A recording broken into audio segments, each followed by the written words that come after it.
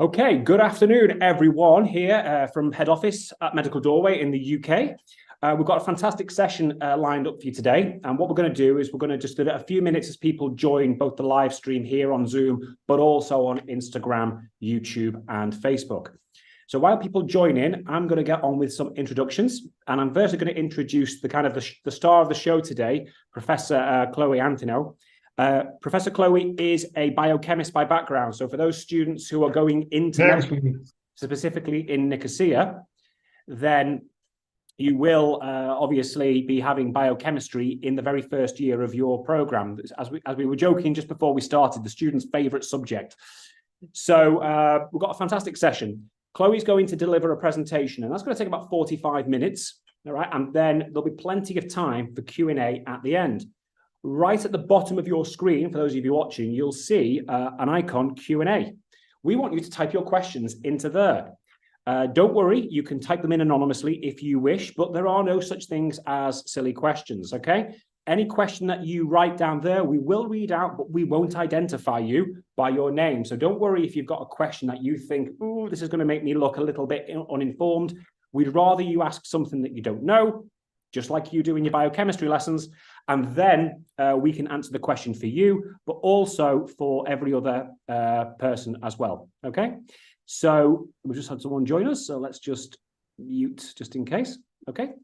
If we've got, as well as Chloe, we've got a whole set of people from the actual University of Nicosia team, okay, here today. And they will be in a position to answer questions on administration as we go through the actual presentation at the end.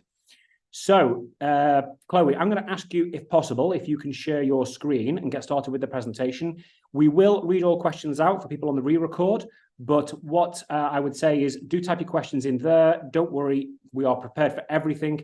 And what we want to do really is make sure you're correctly informed. We do have people joining us from, I've seen, all across the world today, both here on Zoom, but also on LinkedIn, YouTube, and Facebook. So we'll monitor all of those streams as well. So without any further ado, I'm going to mute myself, Chloe, and I'm going to hand over to you. Thank you. Thank you very much, Ben, and many thanks to everybody who is attending here today. So as Ben said, I'm Chloe Antoniou. I'm an associate professor of biochemistry here at the University of Nicosia Medical School. And I'm also the associate director of the graduate entry MD program. And today I'm going to talk to you about the two medical programs as well as a short reference to the vet program that we have here at the school. As Ben said, there is no such thing as a silly question. So feel free to ask whatever you feel remains unclear, and I'm sure we'll be able to provide an answer at the end. I'm sure you've all done your Google searching and you know where we're situated, but here we are in the capital of Cyprus, Nicosia, here in the corner of the Mediterranean. And the University of Nicosia is actually in the city, which is in the center of Cyprus. So here's an overview of our campus. Our campus consists of over 20 modern buildings nowadays. So a lot of these buildings you see on this view actually are university buildings, and some of the spectacular ones you see at the back are actually the student residences. So the one that you see on the back on the left is, for example, one of our new residences with a great restaurant on the roof on the last floor. So here's how it looks like when you're at the University of Nicosia. We're indeed a global university. We have over 14,000 students from over 20,000 hometowns, from over 100 countries, from 6 continents. So everywhere you see a dot on this map, we have a student who is enrolled in our university from there. It's also important to note that based on the most recent rankings of Times Higher Education, we're in the top 2% of universities in the world. We're #1 in Cyprus and Greece, alongside the other universities I list there. And we have been ranked in the top 501 to 600 universities in the world. You can see all our other more detailed rankings and in the different disciplines on our website. I have some information here as well. But it's important, I think, to note that we are steadily going up in our rankings, which kind of shows the type of work and the level of work we do here at the University of Nicosia. So let me just tell you a little bit about the medical school and with regards to the structure of the university. So these are the different schools that the university has. We have over 100 degree programs in total at the university, both at the bachelor's, master's, and PhD level. And we have these three schools here: the medical school, the veterinary school, and the School of Life and Health Sciences, which have now come together under the umbrella we call Unique Health. So we work very closely with these departments to achieve the missions of Unique Health, which are under the umbrella of One Health. So the University of Nicosia Medical School is the first medical school that was established on the island. We are very proud of that. It was established in 2011. And we started off the medical school by offering a franchise program of the MBBS St. George's University of London program. So we have had quite a bit of experience. We're very grateful for that. And that's how we launched our presence on the island. We're very proud to say that 99.9% of our graduates are currently employed in different places across the globe. And I'll tell you more about that in a bit. And we're also, of course, listed in the World Directory of Medical Schools. Just to give you a glance on the number of people that are around, we have about 87 core faculty, me being one of those 87. We have over 700 contributing faculty. These faculty are the ones in the clinical setting, and as you will see in a bit, we have collaborators all over the world, and so these are the contributing faculty at the different hospitals that we work with, both locally in the country but also abroad.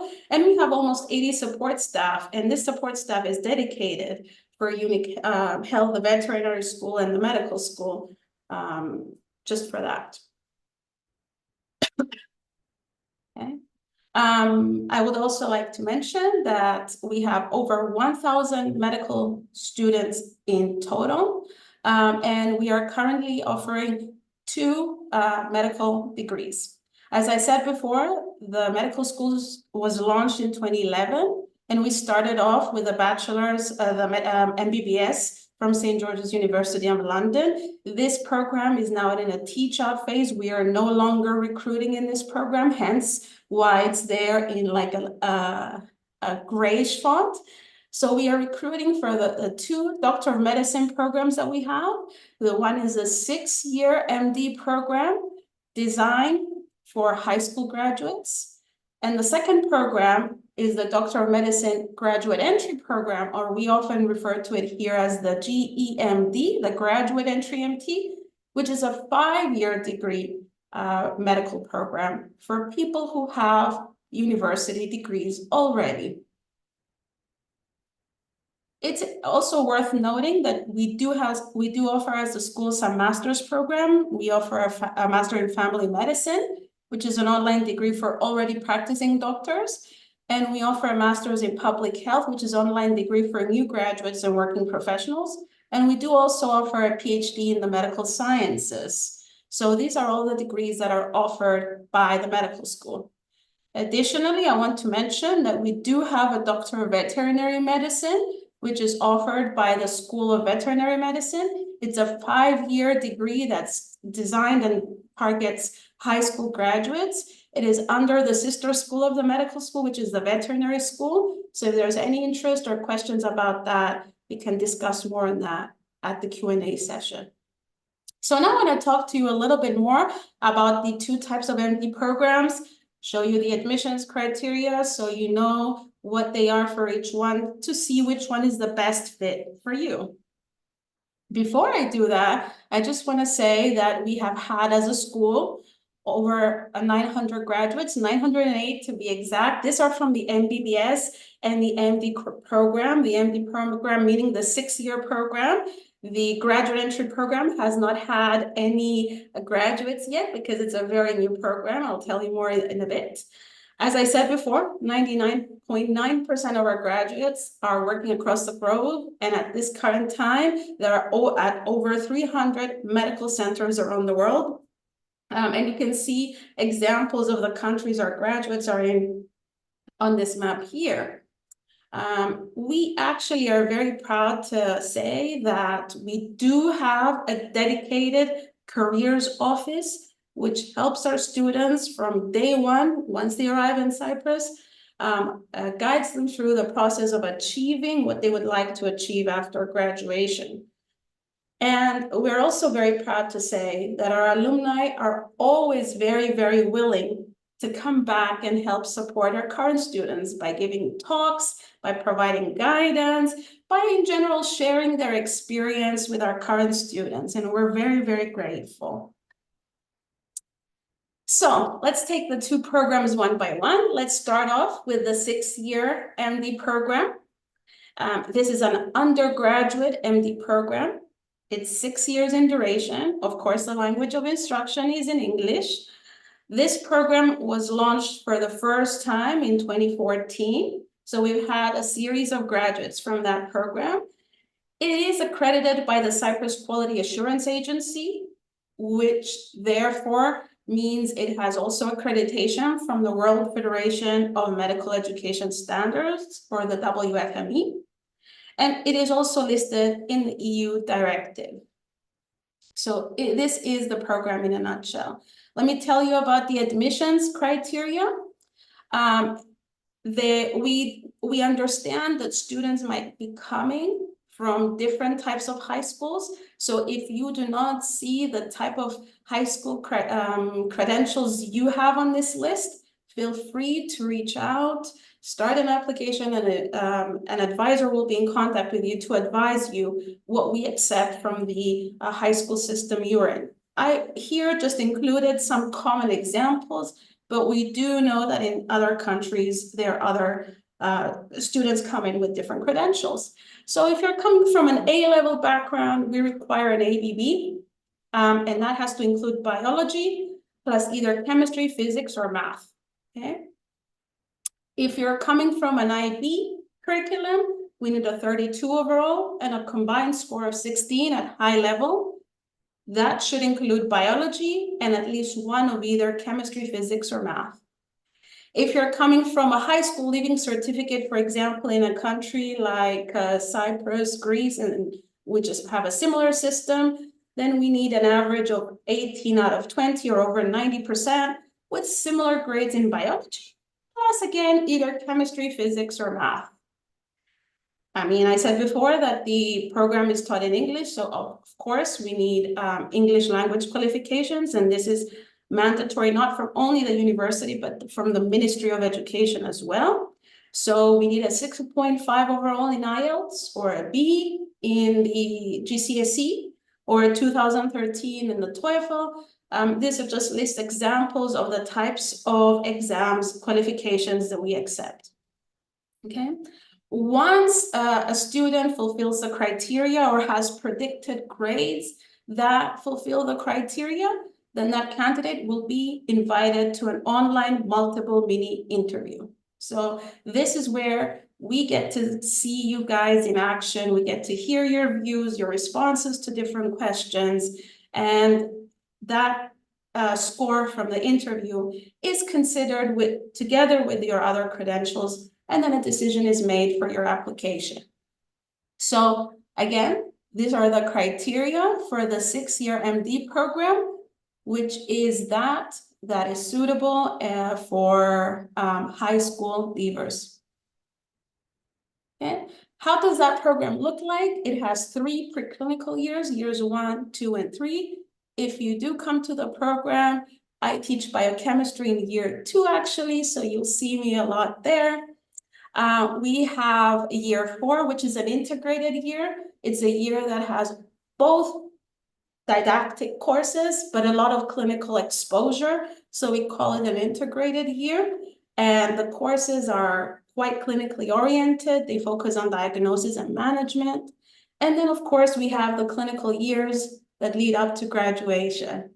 So this is a program that is designed in a traditional, in a way, manner, but traditional not in the sense old-fashioned, but traditional in the sense that it's course-based.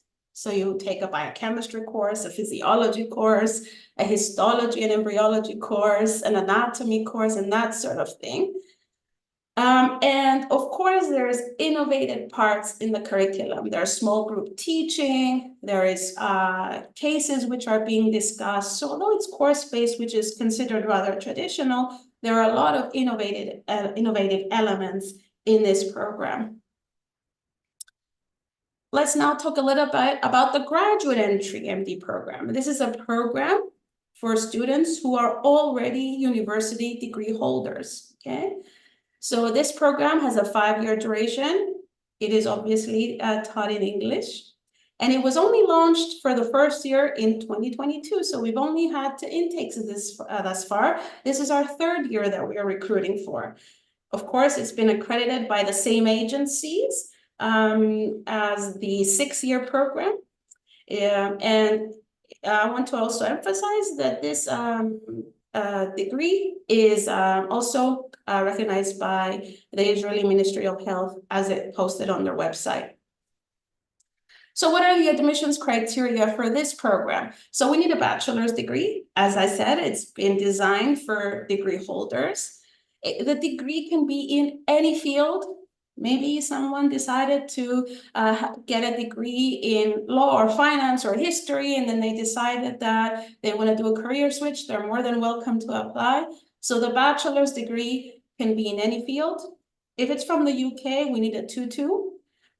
If the degree is from a different country, we have equivalent GPA. For example, from the United States, there's an equivalent GPA that we accept. So if you have come from a different kind of background, you have a different type of bachelor's degree that is has a different kind of scoring system, and you want to know if you're eligible, again, you talk to one of the admissions advisors and they will tell you more.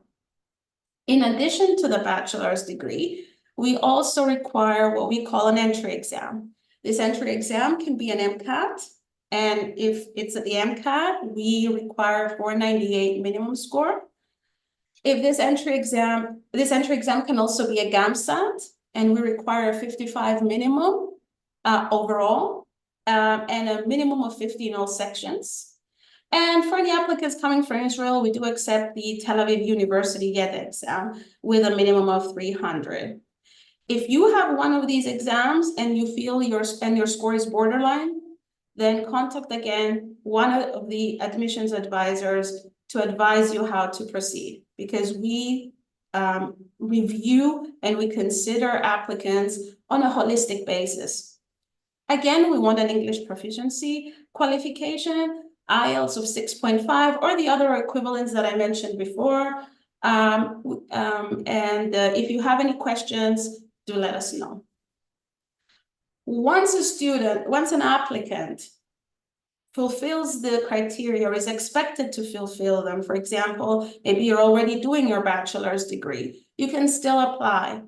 Once you have an entrance exam score available and it meets our requirements, then you're also invited for an interview in a very similar manner to the previous one. It's an online interview. We get to see how you communicate, your responses to the questions, and so on. So how does the graduate entry MD program look like in its overview? We have year 1, which is the pre-medical basic sciences year. So if you come to this program, you will see me in the first year because I teach one of the courses. The courses in the graduate entry program are sequential, so students take one at a time, while in the 6-year program, students have multiple courses, 5 per semester in the first 3 years. Years 2 and 3 are the integrated basic and clinical sciences, and then we're off to the clinical years. I want to emphasize that the graduate entry MD program has been designed for degree holders. So year 1 has a lot of case-based learning, a lot of self-directed learning. Year 2 and 3 They're problem-based learning or PBL-based. So although there are courses which are the umbrella topics of a period of time, each week has their own topic. So instead of having a class that's called physiology or a course called anatomy, you have one topic per week. And based on that topic might be a system, an aspect of the cardiovascular system. So in that 1 week, you will learn about the anatomy and the physiology and the histology and the biochemistry and the epidemiology and the ethics, anything that relates to that. So this is that's why I said before, this program has been designed for holders of university degrees, which have already some skills in self-directed learning, and also applying their abilities in applying their knowledge. The first year is sciences, the years 2 and 3, year 2 is system-based, and year 3, it's more like global topics based. And then we have the clinical years 4 and 5. It's important to note that the last 2 clinical years of the undergraduate entry, the 6-year MD6 program for high school leavers, and the 2 last years of the graduate entry MD program are very, very similar in curriculum and in the style of an assessment. What kind of facilities do we have? Well, a lot of the teaching in both programs includes small group teaching. So we do have the large amphitheaters where you guys can have lectures all together. But we also have a lot of small group teaching. We have tutorials, we have laboratories and so on, which we can accommodate small group teaching. We have an anatomy lab. We are the only medical school, I believe, in Cyprus that has human cadavers as part of the anatomy lab. And so students in different parts of each program have access to them during their anatomy courses, and they form small groups, and each small group has a tutor to explain the relevant anatomy. We teach clinical skills and communication skills in a small group setting. We have a clinical skills lab, and we have smaller rooms to facilitate clinical communication skills learning. We have biochemistry, obviously, laboratory is my favorite. We have histology and pathology labs. We have ultrasound capabilities. And of course, what you see, my background and in the image there is the main medical school library. And of course, we also have IT facilities, computer labs, and so on. So here's just some pictures to show you the state-of-the-art infrastructure that we have. The anatomy lab, the clinical skills. We have very modern models for students to learn with and to apply their skills. We do have the exams where, if some of you are familiar with the term, we have the OSCEs, where you actually have to mimic a consultation with a patient. The beginning, it's a simulated patient, and then by the end of the clinical years, it could be a real patient. As I said, we have small group teaching labs, the library, we have large amphitheaters, labs, computer labs, biochemistry, histology, and so on. And of course, we have here the residences, and this is just one of the newest buildings that we have. It's a 12-story building. What about clinical training? Well, we use a plethora of institutions. Some are hospital-based, some are community-based, some are public hospitals, some are private hospitals that are participating in the Cyprus National Health System. So we work with a vast variety of centers, and we also work with more specialized centers. For example, the Cyprus Institute of Neurology and Genetics, which is actually just across the street from the university. Or we also have placements at the Bank of Cyprus Oncology Center. So we do have all these collaborations with different centers. For the clinical years, our students are either placed in Limassol General Hospital or Bafos General Hospital if it's in Nicosia, but as you will see in a bit, we also have some international options for the last 2 clinical years. So here, that brings me to our international sites. So as I said, for the last 2 years of either of the 2 medical programs, one could do their training in 2 major hospitals here in Cyprus, the Limassol General Hospital or the Paphos General Hospital. Additionally, we have training sites abroad, so people can spend their last 2 years, for example, in Israel at Sheba Medical Center, in the United States, in the Swedish Hospital in Chicago, in Greece, under an Erasmus mobility with the Hellenic Healthcare Group. We have placements in the UK, in Lewisham and Greenwich Trust in London, and of course in Switzerland with the His London Hospital Group in Zurich. Now, there are specific requirements that a student must meet in order to do their placements in one of these sites. So, for example, if you want to do your last 2 years in Switzerland, there is a requirement that there is some fluency of the German language at a certain level, at the current time at the B2 level. If one wants to do their placements in the UK, currently the requirement is that that student has to be a UK citizen or an Irish citizen. For Greece, there is the requirement for knowledge of the Greek language and an EU citizenship status at the current time. For the United States, priority is for the North Americans, so Canadians and people from the United States. Israel is open only to citizens of Israel who are actually only in the graduate entry MD program. For some of these clinical sites, there is additional cost, which I've listed here, and the number of students we can have in each of these sites. We have a clinical capacity, so priority is given to students who fulfill the language requirements, for example, and the citizenship requirements. It's also important to note that for people who want to do their placements in the United States, the Swedish hospital does have a USMLE Step 1 requirement. So at some point during the duration of the clinical placement, students will have to pass the USMLE Step 1. I'm happy to take any questions on these at the end. With regards to student support and well-being, I'm very happy to say that we have quite a bit of support mechanisms. We have, for me, what is very important, the personal tutor system. So all our students, no matter whether they're coming to the 6-year MD program or the 5-year MD program, they're assigned a personal tutor. A personal tutor is an academic like myself, who is your go-to person for anything academic, or if you have trouble in navigating through your medical studies, or you're looking for support and you don't know how to get that support you want, this is your go-to person, this academic.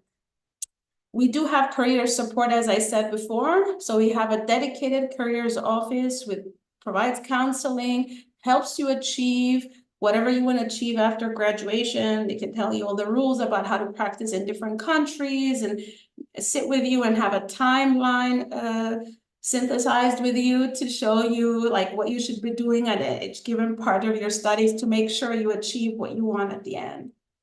We have occupational health and counseling service. We do have a counseling services free or charge for students who do need that help.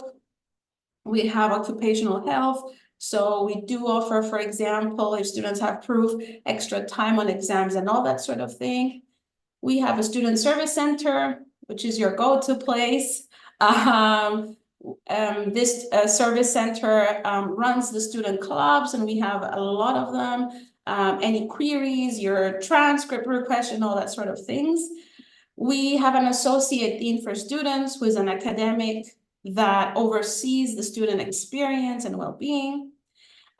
We have the UNIC Medical Center, which is the university's own medical center, has more than 6,000, I believe, registered patients at this time, has general practitioners, but also specialties as well.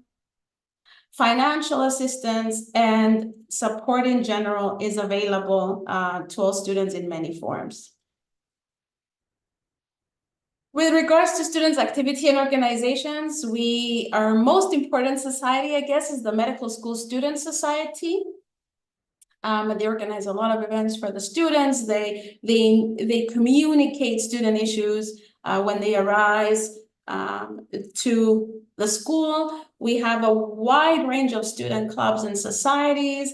I'm actually a faculty advisor of many of them. So from women's health awareness to cancer awareness to clubs regarding like, the Greek student club, the Canadian student club, and all that sort of thing. And we have societies like the Surgical Society, for example, and they organize a lot of activities.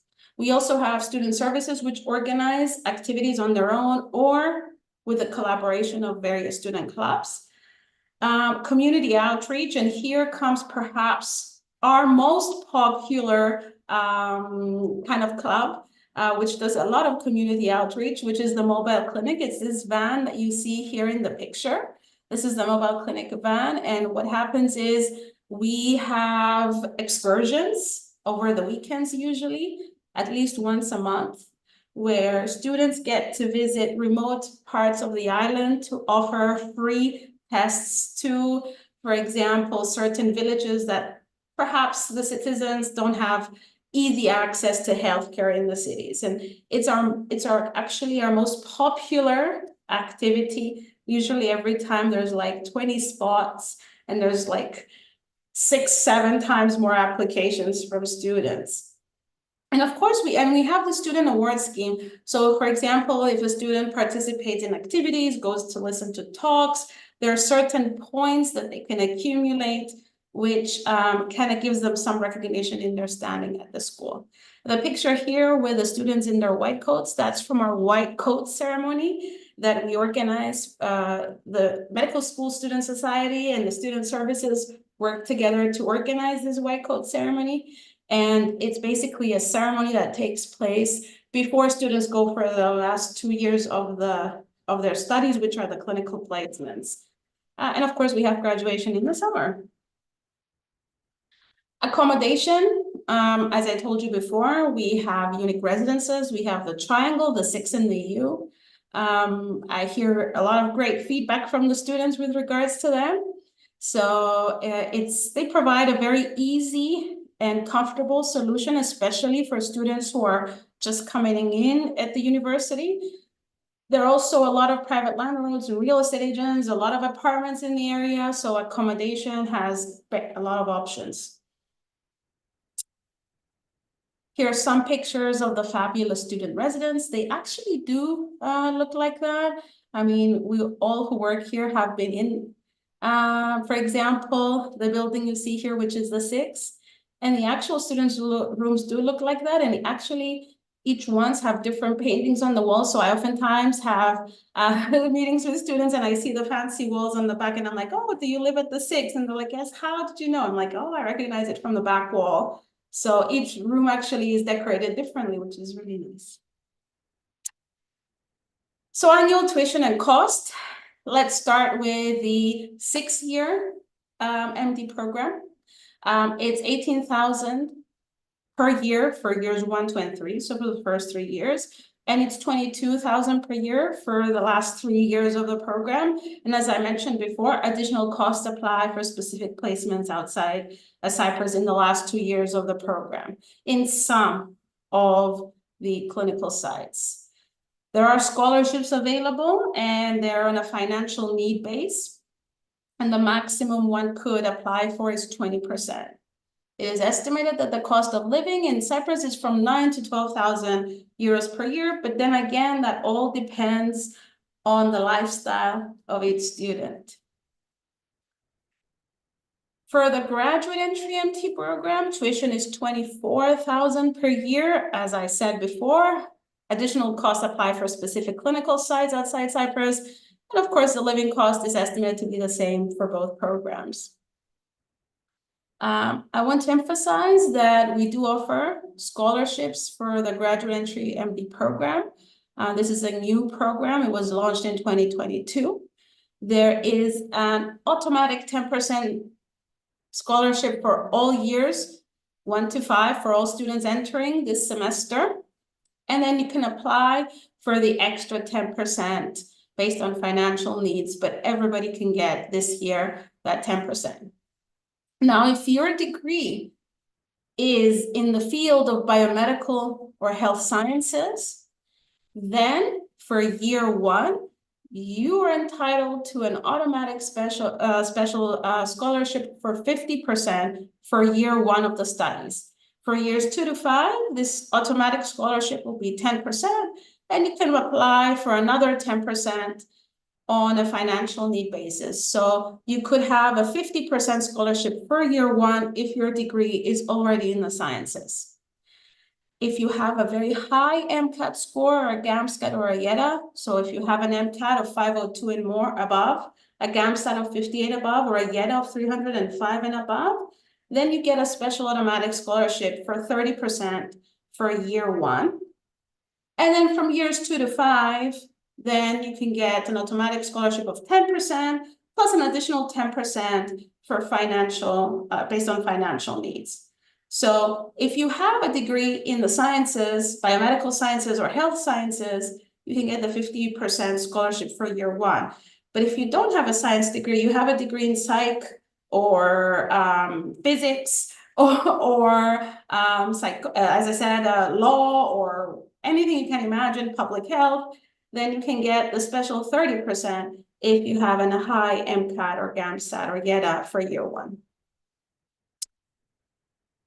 And just to finish it off, just tell you a little bit about life in Cyprus. It's the sunniest country in Europe, although today is not too sunny, it's an exception. About 80% of the population speaks English, so it is very easy to live in Cyprus and not speak Greek because people around you speak English. It's a relatively affordable cost of living. Nicosia has been ranked as the #1 small city in Europe for lifestyle and education.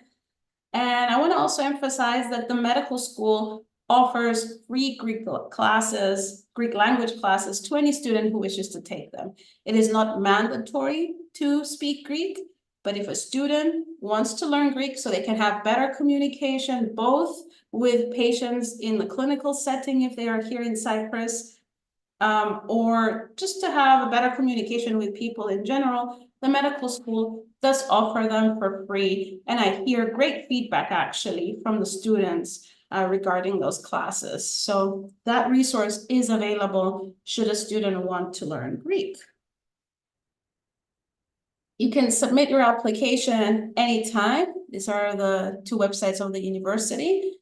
I want to emphasize that we have a rolling admissions process, which means we accept applications at any time and we review them and we give out decisions on them until we fill up our spots. This is true for both our programs. So it's better to start your application earlier rather than later, so you have a decision on your application before the spots are filled up.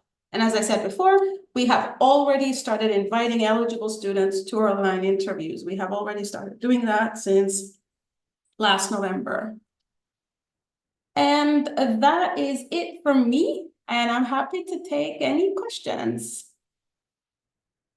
Wonderful, thank you, Chloe. So I'm just going to change the screen share just for a moment to show students how to actually make their application. So if I just go... So for those students that want to apply, you can see my screen now. This is the Medical Doorway website. There are different ways to apply via the Medical Doorway website. And then basically, the most easiest way perhaps is to head to the university page of the Medical Doorway website, where we have all the information on the programs here, and then click on the University of Nicosia application form. And then you can simply fill this form in here. What we are saying, very important, is when you're applying, is if you can put in the school you're in and also the head of 6th form, your college counsellor, because we need to often get predicted grades So to speed things up, please do make sure you enter the details here. But this form will take you no more than 10 minutes to fill in, and you can use it both for the medicine program, the 6-year MD, the graduate entry program, or the new veterinary medicine program. And we actually had our first student enroll on the veterinary medicine program last year, and we've already got applicants for the veterinary program this year as well. So that's becoming an increasingly popular option. So simply go to medicaldoorway.com. If you do get lost, one of the other ways is just click apply now on the left, and you'll find the University of Nicosia right in the middle of the screen, and that will take you to the application form. Once you fill that on there, the Medical Doorway team will coordinate your interview with the University of Nicosia team and your offer. And then for those of you that need it, can help get all the documents ready for your visa at that opportune time. So what I need to do now is go back into Zoom and end the screen share, which is now not showing. There we go, right there. Okay, wonderful. So we're now ready for the questions, and there's a whole host of questions that we've got here, and we're going to go through them one by one. We'll read them out. Don't worry. We're going to anonymize anyone. Okay. I will start off from the bottom. Is it all right to apply on the University of Nicosia website? Well, as I've said, the university are advising you to apply on the Medical Doorway website to make sure you get the correct advice. And our service is free of charge because we are funded by the university. So if you apply on the Nicosia website, you're not going to benefit from the free support you get from Medical Doorway. And as I said, this is to ensure that your application is done correctly, that we get the documents sent on time, etc. So please just apply on the Medical Doorway website. That's often the quickest and easiest way to do it. Right, let's go down. Let's go from here. So, right, someone's asked a question about the 6-year internships. Okay, we dealt with that on the presentation actually very well, but I think at the end of the qualification, you are getting an MD degree, and it's also a European Union program, and it's directly recognised still in the UK after Brexit, because in Britain beggars can't be choosers, and we need more doctors.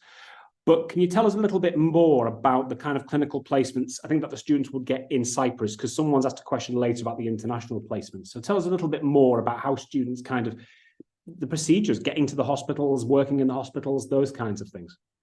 So that's a great question. In the 6-year MD program, first exposure with patients starts in the 2nd year. Students actually do a placement, which we call a protected time session, because there's a tutor there and a patient there, and it's a very small group. There are about 3 students, and they take a history, they can examine the patient. So they start their exposure early on in year 2. And most of the times, to make it easier for our younger students, the tutors usually come to their school, or they have offices very close to the school. And all this, of course, is in English. They bring in a patient which is fluent in the English language. So that's how it goes for years 2 and 3 of the 6-year program. In year 4, there's a lot more patient exposure. I have to say that while getting this exposure, you're learning all the necessary skills. So you're learning how to do the clinical examinations. You're learning how to take a history from a patient. So these are great opportunities to actually practice your skills. In year 4 of that program, it's that integrated year we discussed before, and students do a lot of placements in smaller hospitals, which are typically in close proximity with the university. These are sessions with affiliated faculty of the university. So they start off with general practice, for example, and then they have more specialties as well. And so usually in year 4, there's about 3, I would say 2 to 3 days of the week are in placements, and the other 2 are in classes. So for 2 days, you take a class. For 3 days, you're in a placement for year 4. Year 4 has also a research elective that students can work on.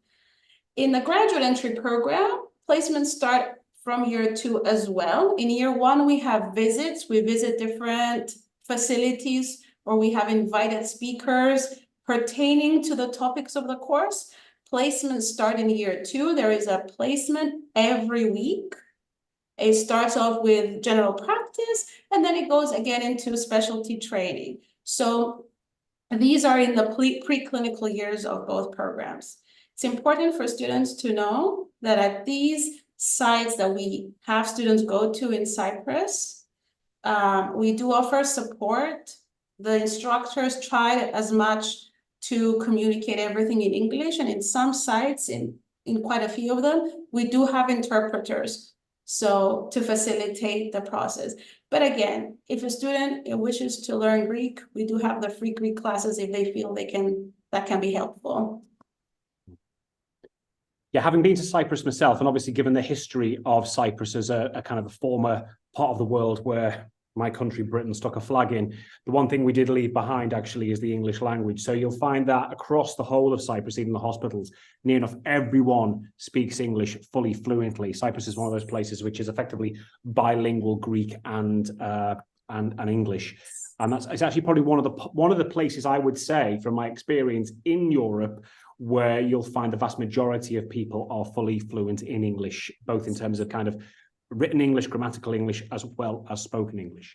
Now, that takes us very well into the next question about English language qualifications. And someone said, do I need an English language qualification if I've been studying, say, on an English language program like the IB? The answer I'm going to hand over to the team as well, but the answer to this also does depend on your passport as well. So if you are a British student or an American or a Canadian or Australian, New Zealand student, then you obviously don't need to demonstrate in the English medium, but there will be some requirements in terms of the migration procedures if you're not. I believe I'm correct with that. Indeed, you are correct. So exemptions have to do with native speakers, and these are regulations dictated essentially by the ministry. Yeah. So if somebody went to an English-speaking high school in one of these native English-speaking countries, they are exempted. Otherwise, the test for English qualifications is required for the migration process. And my colleague Konstantinos can add in case I missed anything. If I can provide a clarification on that, Ben, if you're an IB student with a UK passport, for example, of course, we can waive the English language proficiency exam. On the other hand, if you are an IB student with a different passport, which is not included in the considered native countries, we can again waive the English language proficiency exam as long as you have an IB standard level English with a score of 5. Yeah. Okay. As I said, once you put your application in and we start working on the migration procedures, we will discuss the English language requirements as well at that time. Make sure you get all your certifications in advance. I'm just going to read something that's just come up actually on our Facebook page, actually. It's actually from a parent of one of the students we've supported and saying, I'm not going to mention them by name for anonymity, but they're saying, the absolute best of the best, speaking from our experience over the past 3 years, congratulations, UNIC, you are amazing. Thank you for the experience and education you're providing. Also to the team at Medical Doorway, but I'm not going to blow my own trumpet because that would make me look even more arrogant than I often be accused of being. So, but that's great. And that's the thing. Thank you. Thank you so much. And that's come from a family member. And that's the other thing, which I think is quite central to the Cypriot culture, is family. And as a result, when you're a student in UNIC, you will feel like part of a big family. And that goes into the student support systems, which I do have to say are some of the best we've found in any of the medical schools that we work with. I think someone's asked a question about that, so we will come to that. There are so many questions now coming in. People are flooding, but let's go through them one by one. Someone's asked about entrance exam for the 6-year course. No, not for the 6-year program. It's a very similar system to how we do things in the UK, except you don't need a UCAT for the 6-year program. You will apply, have predicted grades. You will then have the online MMI interview. And we'll talk a bit more about that regarding a question that I noticed did come in. And then you'll receive an offer which is conditional on, say, A-levels or IB or whatever system that you're taking. And once you've hit those requirements, your offer will then be confirmed, pardon, and then we'll be in a position of securing your place and starting your visa. So we've answered that one. Open days. There are university open days. Nicosia does have them. Rather than list them all out, we can get an email out regarding the open days as well. They have both virtual and in-person days as well. I still believe that's the case. Am I right? We haven't scheduled any physical events this year, Ben, but we are planning to do some closer to the summer. Okay, perfect. So at the moment, they've got more virtual days, but if you are able to go to Cyprus, of course, we can also arrange an individual visit as well. And that will probably take in some of the students that we've supported to Nicosia in the past as well. So you'll get the opportunity quite a lot. All medical schools are quite happy in Europe are quite happy to give individual visits. And in Nicosia, given the Cypriot hospitality, that's definitely something I would recommend doing. In fact, we are going to be back out in Cyprus this year, long overdue a visit to Cyprus. And thank you for the invitation, Konstantinos, before. Someone's asked the question, do you receive students from countries in South America? How do they adapt to the culture and environment? I'll say adaptation to the Cypriot culture and environment is very, very easy, actually. I don't struggle with that. But can you tell us any experience that you've had from students from South America? I don't know about the specific number. Perhaps my colleague can help out on that. I don't know what the number is from South America. But we have only had a few students from South America, and specifically from Mexico, if I remember correctly, yeah. a few years ago. But as admissions, unfortunately, we don't have any contact with current students. But I know from the fact that these current students are still enrolled into our program. So I would say they have adapted really well. Yes. I'm not sure if you have seen any in classes, Chloe. I am aware of a couple of students with mixed background, where half of their background is from South America.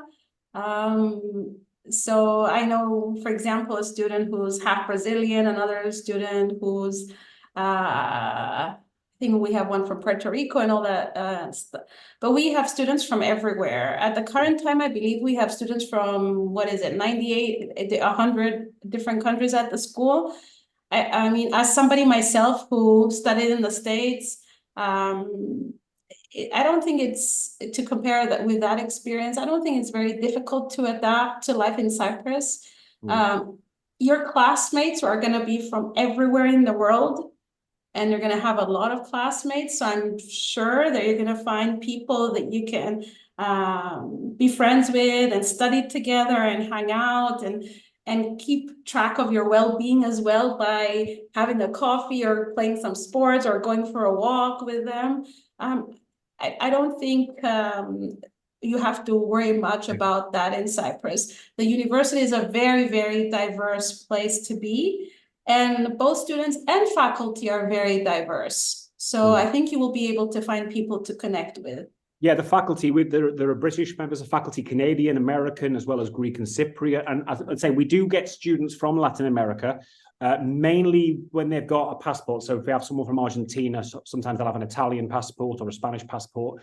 We do have Brazilian students that do carry with them Portuguese passports as well. We've even had people from Brazil who've got Japanese passports this year apply. So it's quite remarkable, actually, the diversity that you get.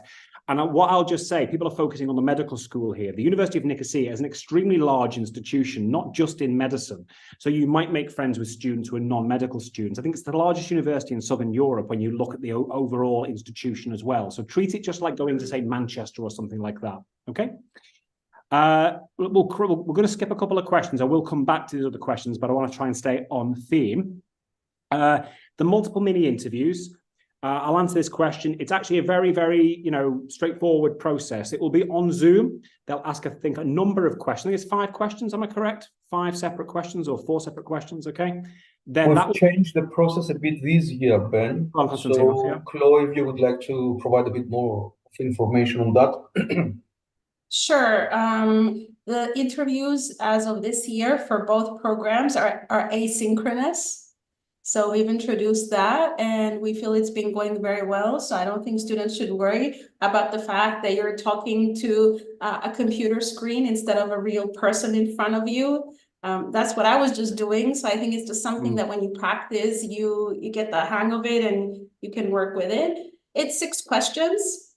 And through these questions, you will see things that you will hear questions that you expect, because, this is what medical schools ask around the world. But there might be a few questions that are a bit out of the box, because we want to see how students think critically. We want to know them, basically. We want to know about their experiences, about their approaches to solving problems. We want to know what they've done that made them realize this is what career path they want to take. So all that sort of thing that you would expect from any medical school interview, really. The students have 5 minutes to provide a response to each of these questions. So with some very basic practice and good time management and well thought out reasons why you want to choose this career path, I'm sure the interview won't be that hard. Yeah. So Someone's it's asked important to mention, sorry, Ben, that the interview is not academic related. We mostly want to see the students' communication skills, reflectiveness, reaction skills, personality. So they don't need to provide any answers with regards to biology, chemistry, or anything academic related. Yeah. Okay, so someone's asked a question about about quotas. There isn't actually a quota at the University of Nicosia. There's not a quota for EU and a quota for non-EU. Someone's asked about, do you give priority to send passports? No, everyone's treated equally, both in terms of your nationality and the tuition fee level. So the tuition fee is the same for everyone, irrespective of nationality. Everyone's got an equal opportunity for the scholarship system based on their financial need. So there is no stratification, there is no priority for EU over non-EU, and the fees are the same for everyone, irrespective of your nationality or the education system that you've come from. Like I said, they're there to see you as a person, not you as a passport or a nationality. So someone's asked about, again, language, about a mistake with that language theme, about the challenge when interacting with patients. As I said, that Cyprus is so English fluent that I've never had any student, and we've got many students at the University of Nicosia, ever have a concern about the language learning. And I think that would be replicated from what you're going to say as well. Yeah, I totally agree with that, and I reiterate everything you said. Additionally, it's good to know that if a student stays in Cyprus for the last 2 years, which the vast majority of our students do opt to stay in Cyprus because of nationalities or other restrictions.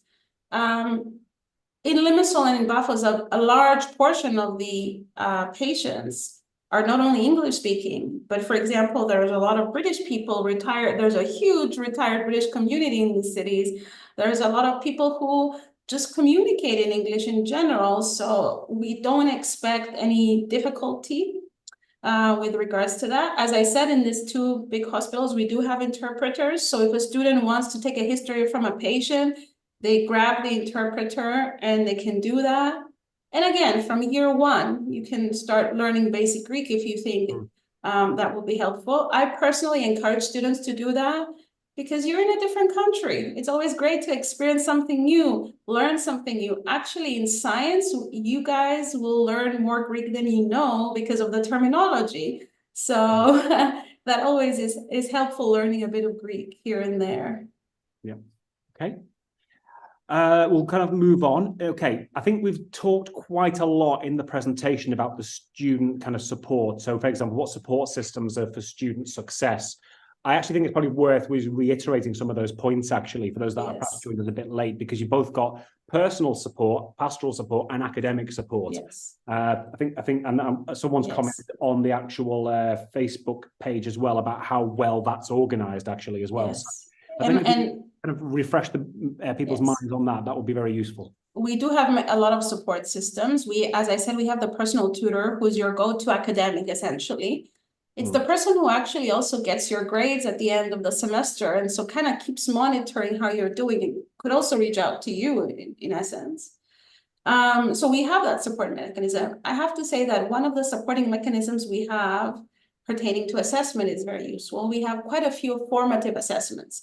These are assessments where they mimic the real situation of the assessment, the real exam, but they're formative. In other words, the result doesn't count towards your progression.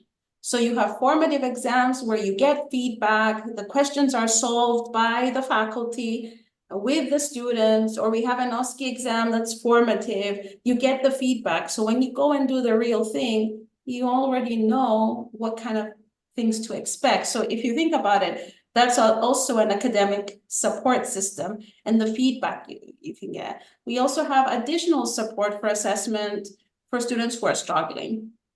It's inevitable. Some students will struggle and will need a bit of help. And we have a lot of mechanisms for that too. In general, other than the personal tutor with academics, we have the Associate Dean for Students, who is also an academic that takes care of student matters. We have student services for all the other support mechanisms, from social to even just getting your transcript or getting a letter saying, I confirm that so-and-so is a student of the university. They organize events. We have occupational health. If a student, for some reason, and has documentation for it, or gets a documentation for it, needs extra time on the exams, or any reasonable adjustments for exams, we do offer that as well. We have the free counseling services that are offered to medical students as well. So we have a lot of mechanisms depending on what the student is actually finding challenging. Good. And I think that's the thing. I think everyone, when they're on a 6-year program in medicine, because medicine is one of those subjects, is going to find there are parts of that time when academics are tough or life is tough. I don't think any of us go through a 6-year cycle in our life where we don't have a difficult period, and when you're doing medicine at the same time and you're perhaps away from your family, those kind of things can kind of become bigger than they would be otherwise. And that's why the university has such a great support system there. Just a quick one. What's your intake per year? Because a few students have asked this. What's your kind of intake on, say, the 6-year program for school leavers every year? What's your size of enrollment? Around 220 students per year. Yeah. The MD6. So it's a large program, and as I said, you will then be surrounded by a kind of a great big diversity of students, really, from all across Europe and all across the world. I think Cyprus being so well positioned. You've got North Africa there, you've got the Middle East here, you've got the European Union there. It's a very well-serviced area. And Larnaca Airport is a huge airport as well. It's very, very quick to get into and out of. And the university got 45 minutes to an hour north of the main airport of Larnaca, and I've done that myself. Okay. Someone's asked about the clinical training options overseas. There's a few questions on that. Someone said, can they kind of go to the US if they're not a US citizen? Is that ability there? So what happens is the US clinical placements give priorities to students with North American passports. Okay.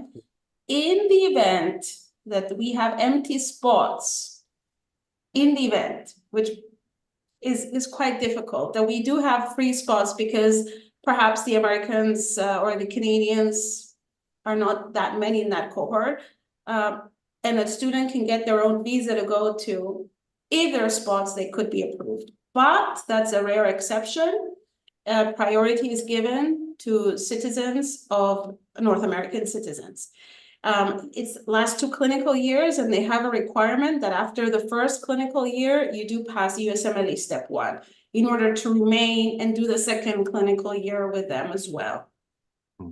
So whether the spots, we have a certain number of spots, it depends on the intake, really, but I have to say it's rather difficult. Priority is given to US and Canadian citizens. And obviously, for those of you that want to do the placement, say in Zurich, you need to be fluent in German, as well as having the eligibility rights to work there as well. And that is usually EU citizenship, not just an EU visa.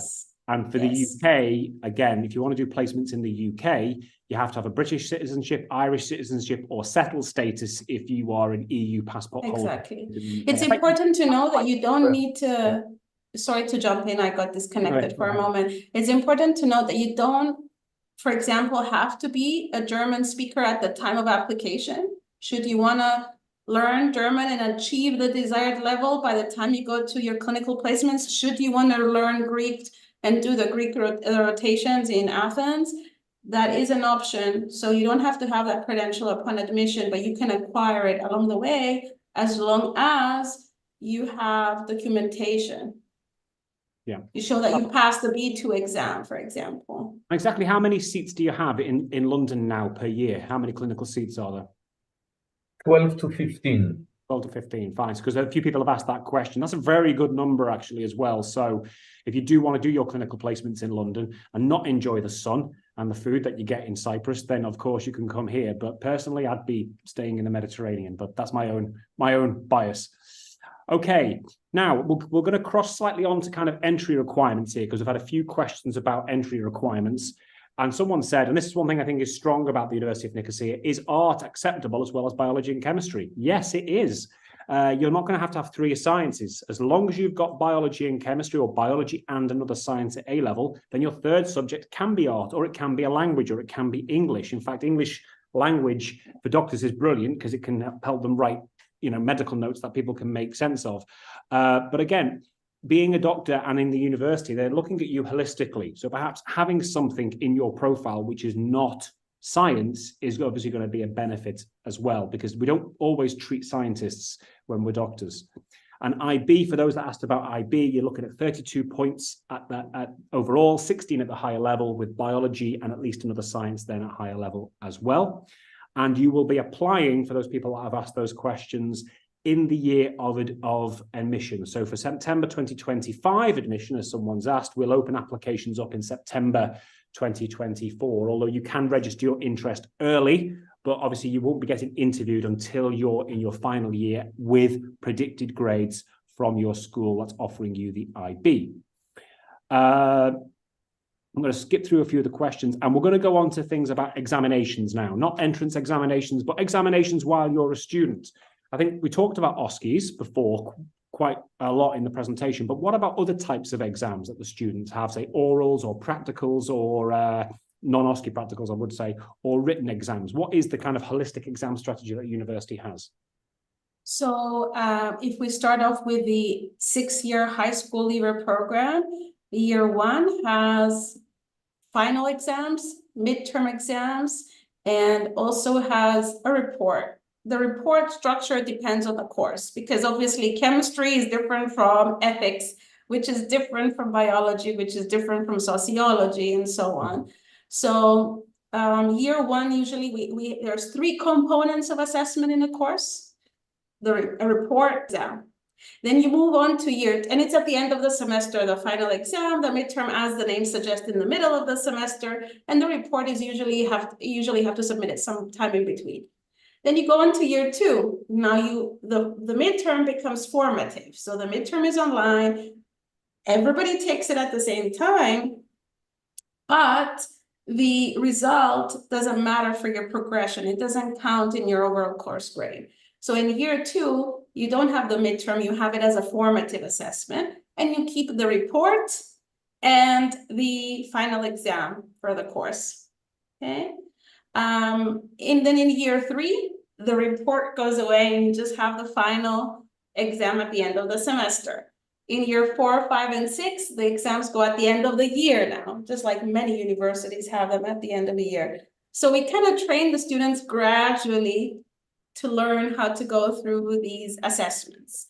And an interesting thing that we've done this year, which this was well received by the students, is that, for example, in year 2, to pass there's 2 biochemistry courses, 1 in the fall semester, 1 in the spring. There's 2 anatomy courses, 1 in the fall, 1 in the spring. You need to have an average that's above the pass mark in both of them combined to pass the course. So I don't want to take too much of the time, but in case a student fails a course, they have the opportunity to take a resit. And if they pass the resit, that is great. If they still fail the resit, there are certain criteria that come into place. With what grade did they fail? How many courses did they fail? And they might either be allowed to take a 3rd attempt, which is a 3rd attempt at taking the exam again, or the 3rd attempt might be an attempt at the year, and they might be asked to repeat the year. So that's how it works in the 6-year program in all years. And then the actual OSCEs come in at the end of year 3. In year 2, there's kind of little assessments that mimic kind of the OSCE. And then years 4, 5, and 6 have an end of year OSCE. The reports can be presentations, they can be posters, they can be lab reports. It depends on the course. For the graduate entry, is just exams at the end of the semester. There's also formative assessments, also OSCEs, and then we also have some reports, but in a different kind of structure. But I guess our audience is more about a 6-year program, so I tried to respond with more detail about that. Okay, fantastic. So, and that's the thing though, going back to the student support services, if you are struggling on your exams, and that's first attempt or the formative exams, or you feel you're falling behind with something, the earlier you identify that and flag it up, the earlier remedial actions or support systems can be put in place. So there is no need to go through the kind of experience of failure. Or sometimes failing is actually a positive experience because it can open up a gap that perhaps you didn't know was there, and then you can patch it up and then go on to be more successful afterwards. And if I can add one more tiny thing, we also have workplace assessments, which take place in the hospital. Like you do an exam, and one of your advisors, your mentors at the hospital, checks you off that you have indeed mastered that skill. So we do also have workplace assessment. Yeah.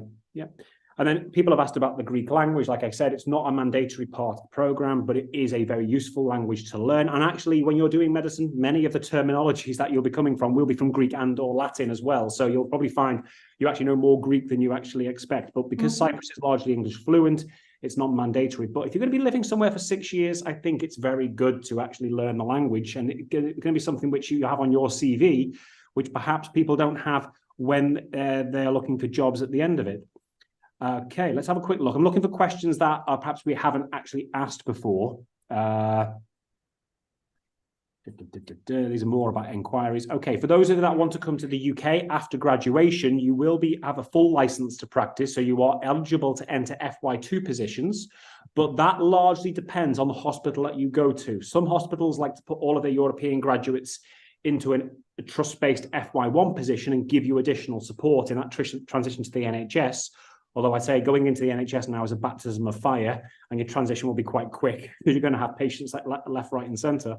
For some hospitals, especially if you've done clinical placements in the UK, you might find that you do go straight into an F2 position. So it does vary from one hospital to the other about their policy. It's not a one-size-fits-all situation. That's our experience dealing with the graduates that we've had from, say, 2016 onwards from various universities. Okay, we're nearly through the questions, which is good. Someone's asked about specialities after the 6 years. Our students, say they, for example, fall in love with Cyprus or fall in love with someone in Cyprus and they want to remain in Cyprus, what opportunities are there to specialize, perhaps after graduation? Well, the first thing is you need to know Greek, right? Yep, because to specialize, to register with the Cyprus Medical Council, you need knowledge of Greek. And at the current time, this is at the level of C1. Yeah. So first, it's that. The second one is students must be aware that you don't have endless possibilities in Cyprus. You might want to do a specialty, that there is no such specialty available in Cyprus. We don't actually have too much of a variability in the specializations we offer. So that's another thing to think of. And the other third is like specialty training is only at predominantly at the major hospitals as well. So I would say these are the, language, the type of specialty. We don't have everything, but once you have the language, Greece becomes an option as well. Yeah. Which has more specialties. Yes, obviously Greece being a much larger country with a bigger population will have more specialities. In fact, if some patients need very specialist treatment, they often are then with agreements with Cyprus and other countries do go to hospitals in Israel or in Greece, etc. Okay. Someone's asked about entry requirements, which we've discussed, but let's say, for example, it's only taken one science at higher level. There was the pathway to go to do an additional foundation year or a year in the biology department, I believe, to actually patch up that gap in the knowledge. Is that still a possibility where they can do an extra year in advance in Nicosia before stepping onto the medicine program? No, we don't offer a foundation program anymore, Ben, but if the question is about specifically the IB program, because you said high level in biology. Someone here has got one science at higher level and then the others at standard level.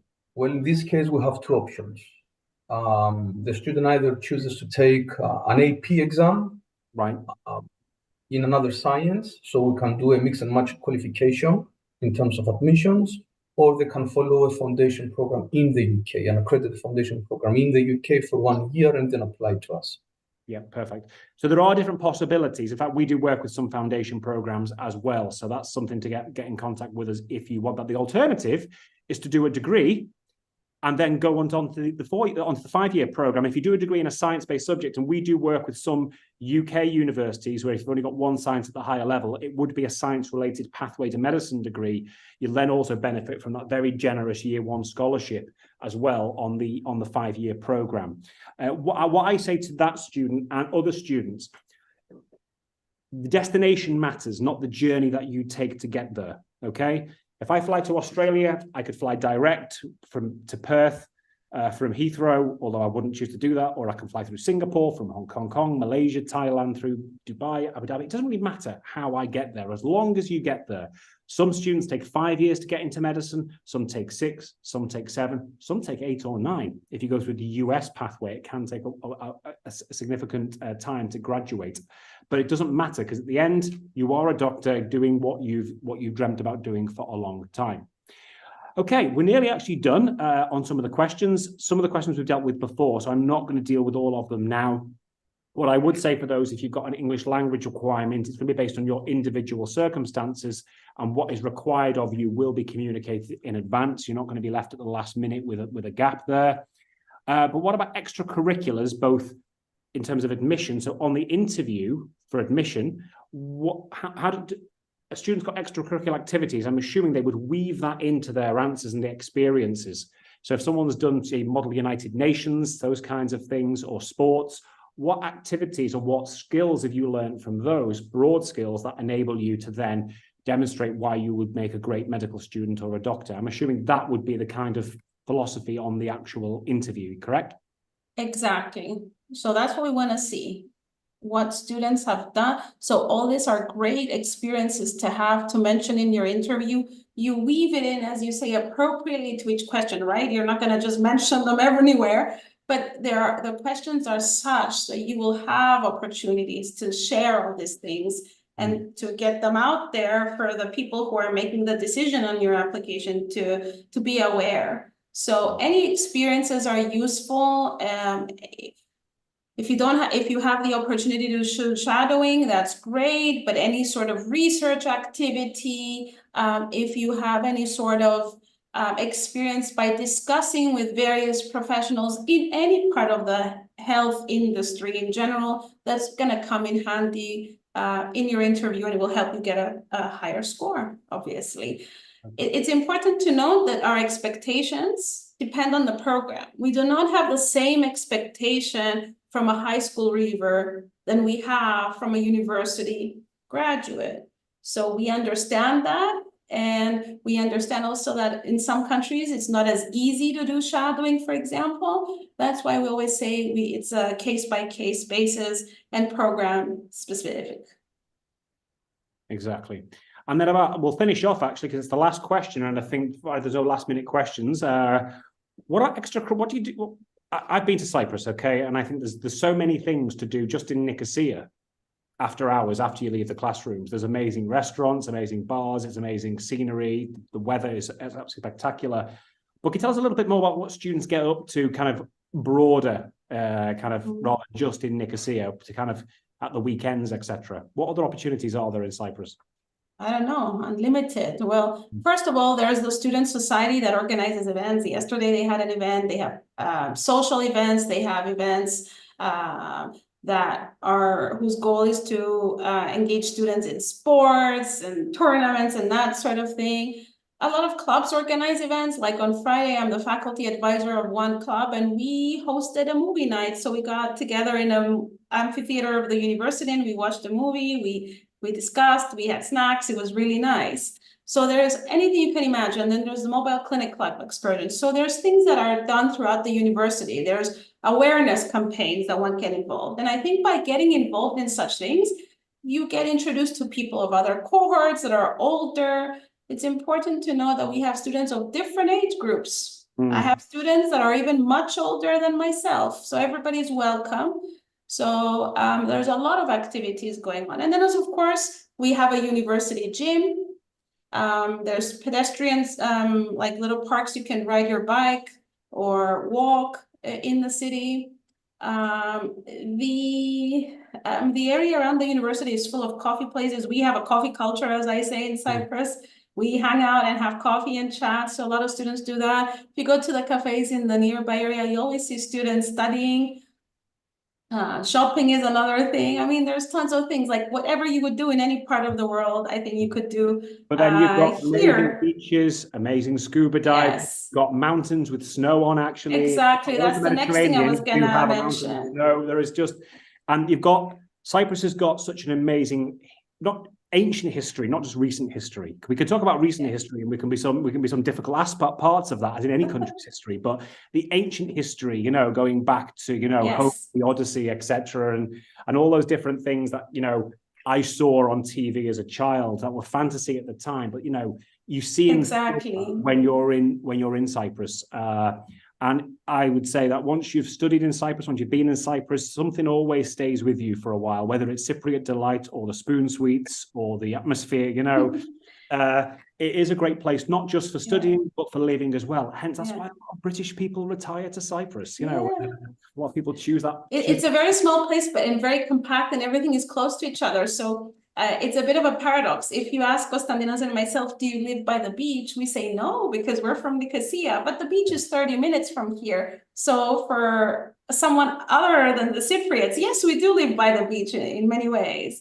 Or I see students on social media, they went on ski trips because now in our Rodos mountains, we have snow. So they were skiing over the weekend. I've seen a lot of that on my social media. Or they will go to the beach, or even the university will host tours to like ancient amphitheaters. You can go to Paphos and see where Aphrodite was supposedly taking her bath. So there's a bunch of things to do. I guess it all depends on the person and what their interests are.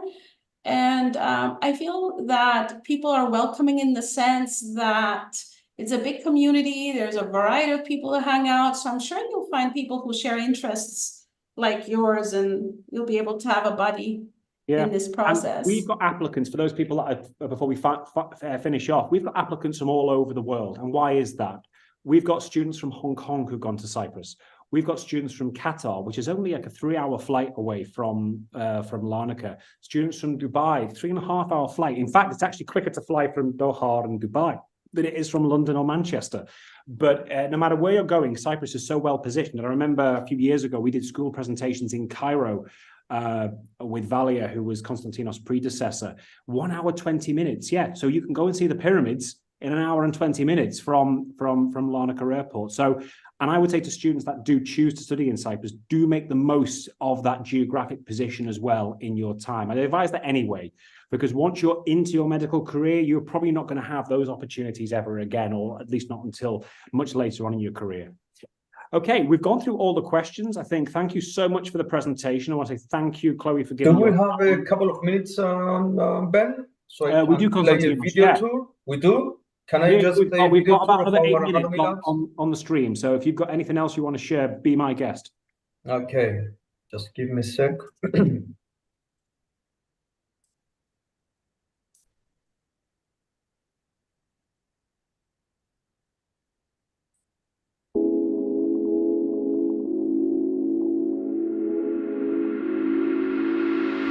Hello everyone, my name is Chad Scow. I'm the head of the medical school laboratories. Today I'd like to invite you on a tour of our medical school facilities to give you an idea of what it's like to study with us. So come on, let's go.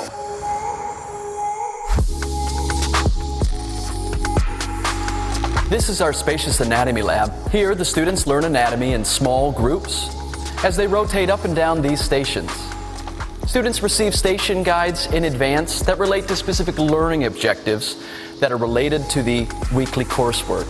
At each station, the students find cadavers, high-quality plastic models, anatomy atlases, imaging, and of course, an anatomy demonstrator, someone who can connect the clinical relevance with the anatomical structure. We use cadavers to teach anatomy at the medical school because we feel this is value added for our medical students, especially those who wish to undertake a surgical career path.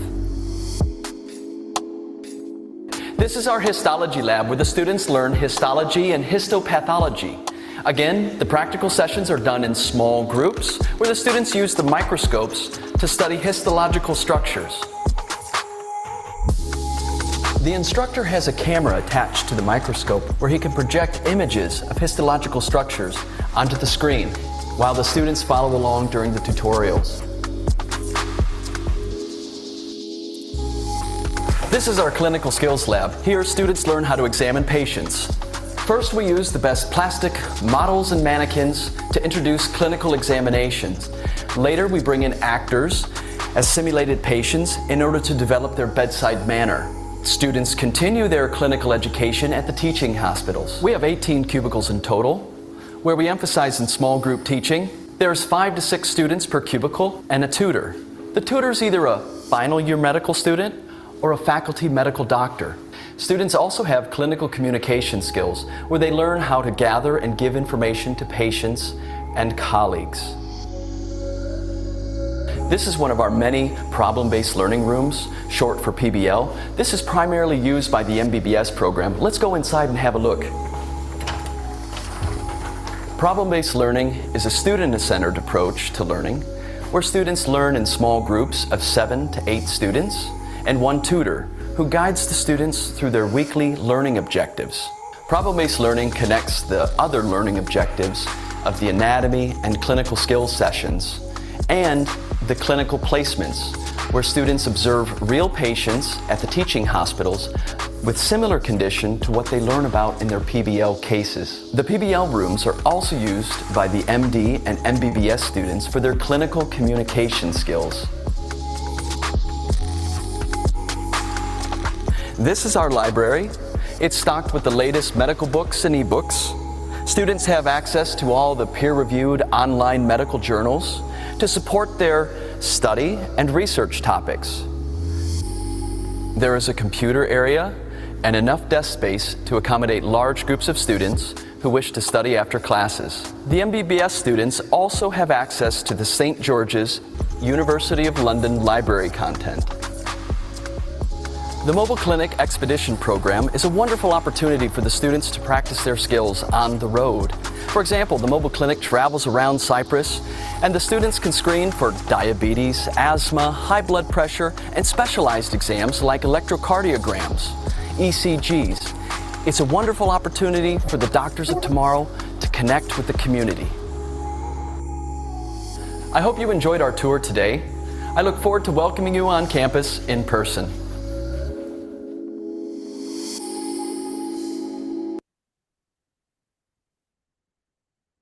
Thank you so much, Ben. You are muted. Sorry, I was muted, so I didn't interfere with your video there, Konstantinos. But as I said, that demonstrates the international, one of the members of the international faculty that you have at the university. It truly is an international environment. So we are going to say bye now because we did have a hard stop and we're literally going to be on time. Perhaps for the first time ever, I've done one of these on time. I want to say thank you to everyone who's joined us from the University of Nicosia, where myself, Marina and the rest of the Medical Doorway team are looking forward to being with you later this year. I want to say thanks to the students, the parents. I recognize so many names and counsellors actually that have joined us today. We had up to around about 50 people on Zoom, and then people both on YouTube and LinkedIn and Facebook during the session. So it was a very, very well-received session, and some of the feedback I'm getting on these forums is fantastic as well. So I want to say a huge thank you to everyone. For those that want to make their application to the University of Nicosia, medicaldoorway.com, make the application there. We will be emailing everyone who registered for today's webinar as well on a follow-up.